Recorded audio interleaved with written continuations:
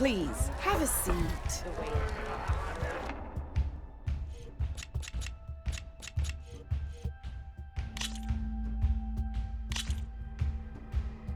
All right, let's start off simple.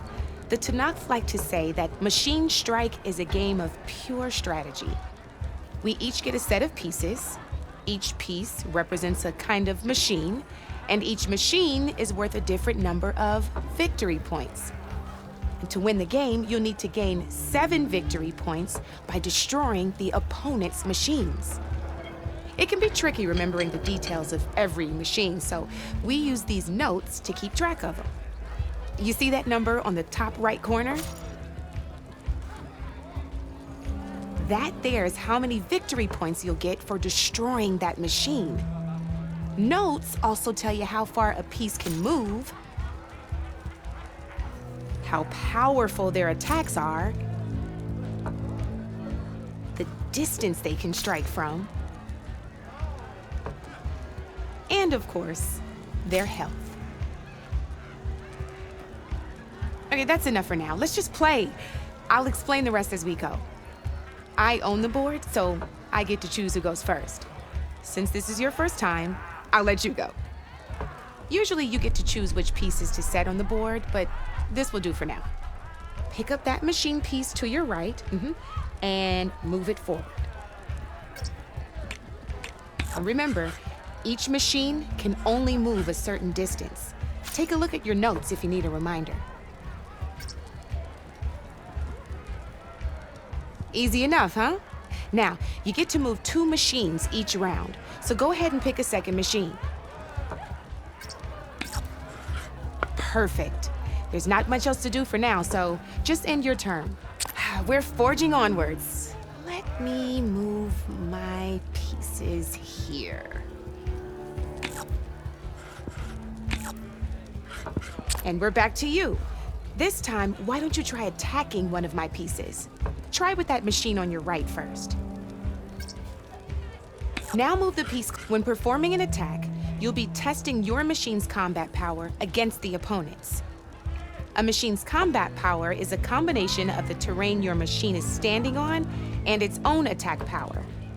This board only has grassland terrain, which has no effect on a machine's combat power. And your current machine has 2 points of attack power.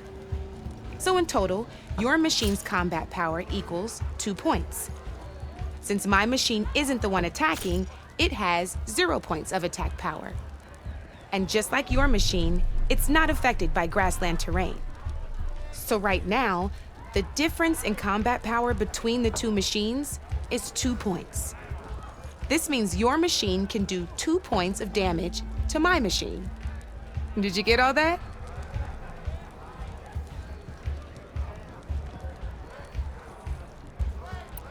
Knew you were a smart one. Finish up by attacking my machine. Not pulling any punches, huh? Now grab that second machine of yours. See how your machine can't move close enough to attack mine? You can make your machine sprint. That lets it move 1 space further. Try it out. Downside to sprinting is that your machine can no longer attack. Now, some players like to take a risk and overcharge their machine in cases like this. Overcharging lets you attack after a sprint, but it will damage your machine's health by 2 points. So use at your own discretion. Let's try doing that now so you can see what I mean.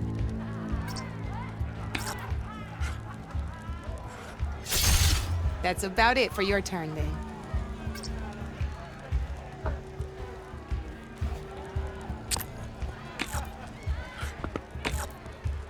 Now, I'll let you in on a neat trick.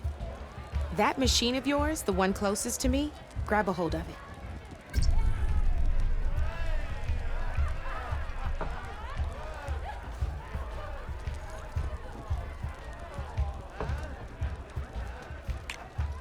Same as in the wilds, machines have both armored points and weak points. You can see them marked on the pieces. Blue shows where their armor is thickest. Hit them there, and you'll do some damage, but not a lot. Now, red shows the machine's weak points. Hit those, and you'll deal a mighty blow. Here, let me show you. Rotate that piece so your machine faces mine. Now let that machine have it. Off the board she goes, and there's your first victory points. You don't have 7 of them yet, so let's keep going. Your machine attacked mine, but hasn't moved yet. Go ahead and move downwards towards my remaining piece. You've already attacked a machine and moved your piece. But if you overcharge your machine, you can attack a second time. And by the look of your machine's health, you'd be sacrificing your piece to defeat mine. But sometimes that can be a good thing. Overcharge your machine to attack mine a second time, and I'll show you what I mean.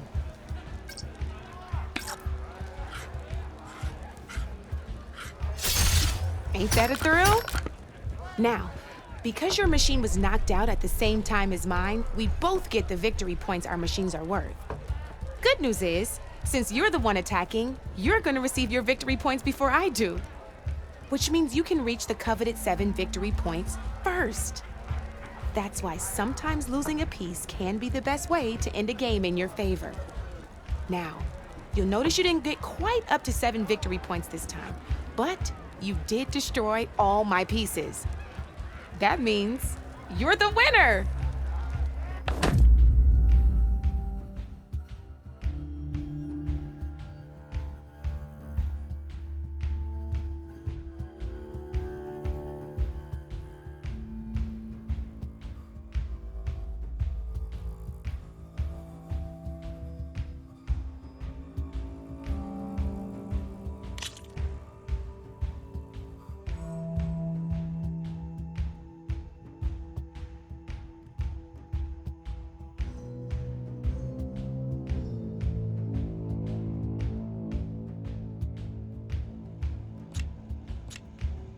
Don't be a stranger.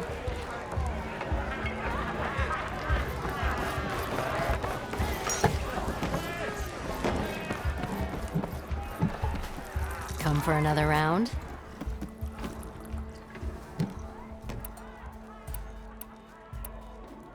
So the bristlebacks in the Daunt.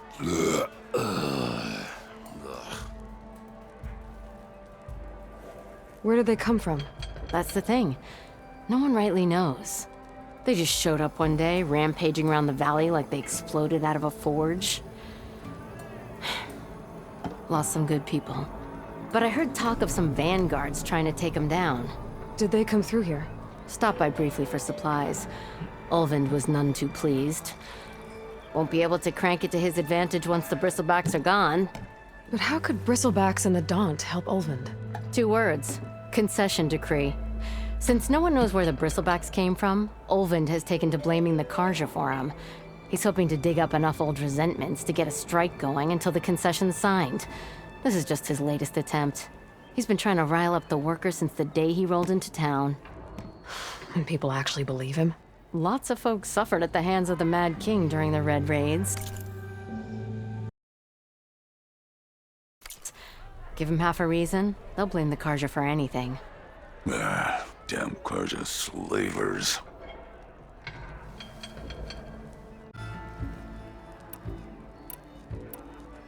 I thought you'd be back in Freeheap.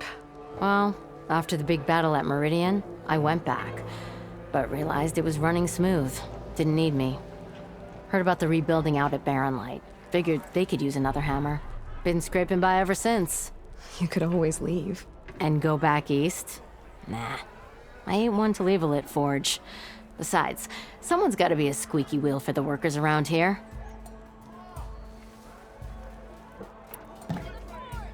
This concession decree, what is it exactly? And how would it help Ulvund? It's pig diddle, that's what. A writ that would put all Osram claims in the Daunt under Osram law, even though they're on Carja land. It would mean that any existing ore, stone, and timber claims couldn't be revoked by the Carja. No more risk, no more hesitation for investors back in the claim to pour in the shards and expand their business. And since Ulvund has a stake in all those claims, it would make him richer than a scrapper in a junk heap. Not to mention Chainscrape would become an Osram municipality, so he could buy enough votes to call himself an Elderman. He's a sly old badger, I'll give him that. Figures if he keeps up the pressure, eventually the magistrate will sign. I gotta go, Petra. That you do. I'll keep the seat warm for you.